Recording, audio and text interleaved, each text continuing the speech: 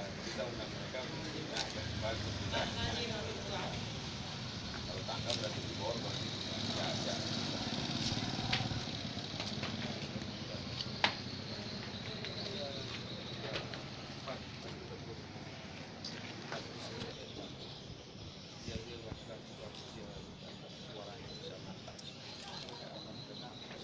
Banyak saudara mereka mau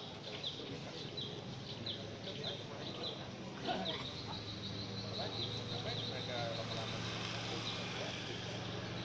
lagi siraman rohani dari Ustaz itu baik dan hati bukan semua orang kembali ke dia.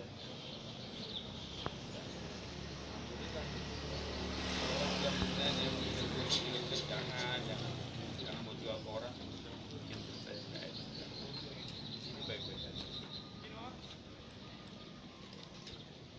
Berteriak, jalan, suarakan, kemudian bersikap. Mereka lebih senang sekarang berkasih, kemudian pakai baju kemeja, buka tangan, menatap orang dengan cara yang baik, tidak berkalang-kalang,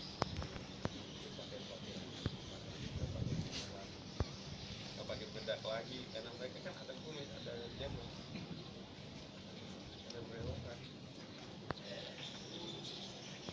Alhamdulillah, tapi nanti dalam beberapa minggu sekali saya jemput mereka, tanya mereka kesulitan apa lagi, apa yang harus kita bantu, mereka kasih tahu gitu loh. Jangan masyarakat harus kita.